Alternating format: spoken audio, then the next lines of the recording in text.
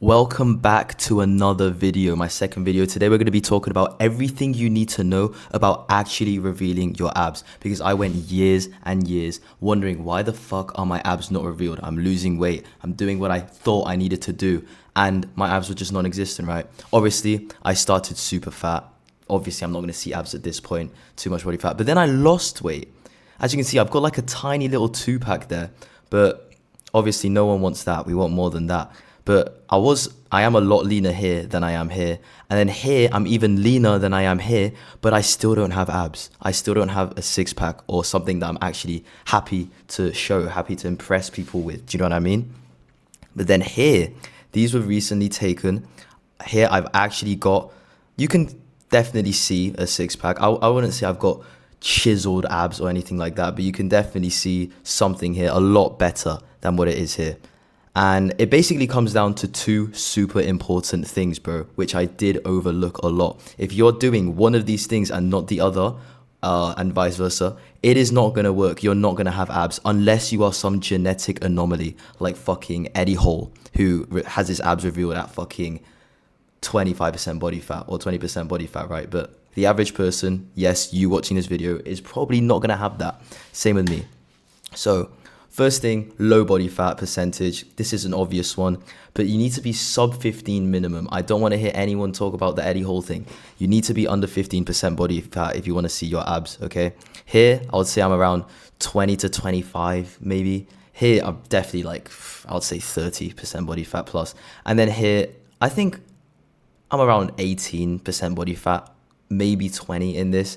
But here, in this picture, I would say I'm around 13 to 15, same here. And then here I would say I'm like 15 to 16. But you need to have low body fat to see your abs. If not, you're just going to have fat covering your abs. Even if you do have like well-developed abs, you're not going to be able to see them if you're a high body fat. Secondly, abs are just like any other muscle, bro. You need to understand that your abs are just like your biceps. They're just like your shoulders. They're just like your chest. You need to train them, get stronger, and then they will get bigger, okay? What the fuck is the point of going down to 15% body fat, even maybe 12% body fat, but then your abs are still non-existent because you never fucking trained them? You know what I mean? Like, it doesn't make sense. So you need to be doing both of these things if you want to actually be able to see your abs. All right, first off, okay, in this picture or in all these pictures, I did not care about calories. I was unaware of what calories really even were, honestly. I just thought, I'm just going to eat whatever I want. Hopefully I lose weight. Do you know what I mean? I just didn't care about calories. Calories are super important, bro. You need to be tracking your calories. If you're not tracking your calories, it's over, bro. You don't know how much you're eating. Some people will think that, oh, I'm eating 2,000 calories. I'm eating 1,500 calories a day. Then they start tracking and they realize that they've been eating 2,500 or 3,000 calories a day because they're just unaware of what foods they're eating that have super high calories, okay? So I always tell people, start tracking your calories, all right? Secondly, I hated my cardio. I thought, you know what? I'm going to run maybe 4 times a week, maybe even every day some weeks, you know what I mean? I would run, absolutely hate it, want to stop every second, would never want to actually go on a run, which made me not be consistent. And at the end of the day, we all know that consistency is really all that matters when you want to lose weight. Not all that matters, but very important when you want to lose weight. And if you hate your cardio, you're not going to be able to stick to it. And even if you do magically lose the weight, you're not going to be able to keep it off. It's stupid, okay? And I was eating hella junk food, especially snacking at night. I would always eat Doritos, Oreos, fucking, I don't know, cake, all these like cookies, all these super high calorie snacks, which had, first off, it would not fill me up at all. You know what I mean? It would not fill me up, so it would just make me crave more. Things that have a lot of sugar make you just crave more sugar. So you're going to, as soon as you eat like 1,000 calories worth of snacks, you're going to want to eat more. And then if you start binge eating, bro, it's fucked. You do not want that happening. You want to minimize that as much as possible. So I stopped eating junk food all the time. I ate clean foods. I started snacking on fruits. I started snacking on rice cakes. All these foods that are very low calorie and will actually fill you up. Fruits have sugar in them, bro. Eat fruits. It's actually natural. It's not some bullshit that you buy in a supermarket, packaged and labeled as healthy and advertised towards little kids. It's stupid. Also eat a lot of fast food, which did not help at all because, again, did not fill me up, had so many calories, and also was just terrible for your health and for your actual organs. Do you know what I mean? And now here, when I actually do have abs, I started tracking my calories. This way I actually realized, okay, this mayonnaise that I've been dumping loads of on my fucking sandwiches actually have like half of the calories of the meal entirely. So I cut that out, got lower calorie mayonnaise, better if you just cut it out. I started realizing how many calories was in the oil that I was using. I started realizing how many calories were in these stupid little foods, which I didn't even realize at all, and I would just eat without knowing, which was stupid, right? Stupid mistake. So start tracking your calories. You will see that you are like wrong about a lot of things, okay? Then I started doing the cardio that I enjoyed. And when I say cardio, I don't run, I didn't do sports, I didn't do any of that shit. All I did was walking. I still do it to this day. Walking for an hour burns the same amount of calories as running for 30 minutes. No, you don't need to walk on an incline. No, you don't need to speed walk. Just try to hit a step goal. I recommend 10,000 steps. If you're not doing this every day, then I'm sorry, but you're never gonna get abs, okay? Unless you play a sport that you actually enjoy, okay? For example, if you really like mountain biking, do mountain biking. The thing that you enjoy or the thing that you hate the least is what you're going to be able to stick to for the longest and stay consistent with, because as I said, consistency is so fucking important, okay? Next, 90 to 10% whole foods diet. What does this mean? 90% of the time, I eat whole foods, healthy meals, not ultra processed foods. For example, chicken, eggs, ground beef, vegetables. And then the other 10%, I'll leave it to having some bullshit like a fucking cookie or...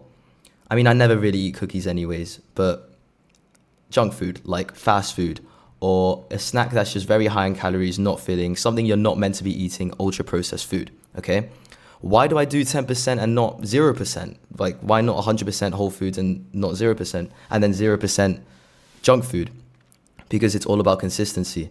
If you're eating 100% whole foods every single day, even if you do really enjoy it, at one point you're gonna wanna eat ultra processed food and you're going to feel like shit when you decide to, and you're going to fall off and you're going to start binge eating, and it's just going to end in a big fucking spiral of gaining the weight back, and that is not what you want. We're trying to lose weight and actually keep it off, okay? First, okay, so that was the diet thing. That was all the diet thing covered. Now we need to talk about actually training your abs so that they can get bigger. Bro, like I said earlier, you need to train your abs. You need to actually have the ab muscles to be able to see them, and being able to see them at a higher body fat percentage. For example, if you don't train abs at all, you might start to reveal them at like 10% body fat, which is really hard to get to. But if you train them, you'll be able to see them at around 15% body fat, which is a lot better for a lot of people, and you're able to stick at that body fat without it affecting your hormones, and actually still being healthy. So I recommend training your abs doing 2 different exercises. One that prioritizes your lower abs, which is these muscles right here, well, I got my cursor on, and one exercise that prioritizes your upper abs, okay? If you do each, like whether you're training lower abs or training upper abs, it's going to train all of your abs, okay? But it's going to prioritize one part of your abs over the other. If you're only training upper abs, you're likely not going to be able to see your lower abs that well. Even though it's training them, it's not going to train them a lot. I hope you understand what I'm saying. So for the first 2 lower ab exercises, I like to do hanging leg raises. It's basically my favorite ab exercise. You feel it so much in your abs. You really get that burn, and you can progressively overload it. Now, if you're unable to do hanging leg raises where you're having your legs straight, because the straighter they are, the harder the exercise will be, the more tension will be on your abs. Do you know what I mean? You can start off by doing with your knees tucked in. This makes the exercise a lot easier and a lot better for beginners, okay? This is what I started doing. I was unable to do a single one of these. Now I can do 15 in a row, legs straight. But I started with literally having to do this for only a couple reps. Not a couple, a few. And it was very hard, right? it really demotivated me. I was like, why the fuck am I so weak? But you're not that weak, bro. Just do it. I promise you'll progress and be able to do this eventually. Now, if you are unable to do hanging leg raises because you don't have a pull-up bar or you're training at home, laying leg raises, you don't need any equipment. I did this before I even did this. So I basically started with laying leg raises, then tucked in knee hanging leg raises, and then just regular hanging leg raises. Laying leg raises is when you have you're lying on flat on the ground, your hand under your butt, and you're just lifting your legs upwards. Now, key information when you're doing this exercise, I want you not to do what they're doing in this picture. I want you to lift your legs even more. When I do hanging leg raises, I bring them all the way up to here, where it's like my toes are like close to my fucking chest, okay? Not literally touching your body, right? But I want you to lift it past parallel, past the L shape, okay? Because when you're getting to this L shape, you are training a lot of hip flexors, which is this muscle right here on your legs, and that's not what we're trying to target. We're trying to target our abs. So when you bring it past that point, you're training more abs, and that I did see a lot of growth when I started doing that. Same goes if you're doing this. If you're doing a hanging, tucked in leg raise, you still want to you basically want to lift your butt so that so say I've got a camera directly in front of this guy. I want your butthole literally pointing at the camera. That sounds so weird, but I hope you get what I mean. You want to literally bring your legs all the way up here, okay? That's where your abs are really going to be trained. Now for your upper abs, okay?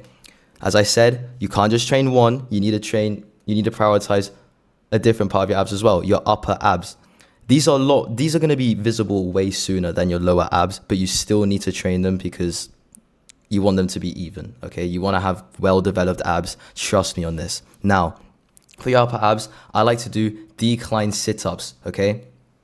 As I said, this goes for the same as before. If you can't do a decline sit-up yet, you can do a regular sit-up. But what I like to do is decline sit-ups because it really targets your abs. And if you're already too strong to do regular decline sit-ups, if you can already do more than 20 reps, I want you to add a weight to your chest. Keep it on your chest. Don't bring it forward. Like, don't hold it like this. Do it like this guy's doing here. With the weight there, it makes the exercise a lot harder. And then once you're strong enough to do that, and you can do more than 20 reps on that, you can either increase the weight, or put the chest behind your neck. That makes it a lot harder, guys. Trust me. So there's loads of different evolutions for this exercise. As I said, I started with regular sit-ups, then I started doing decline sit-ups, no weight, then I started doing decline sit-ups with weight on my chest, and then I started doing them with the weight behind my neck, okay? So don't worry about running out of things to do.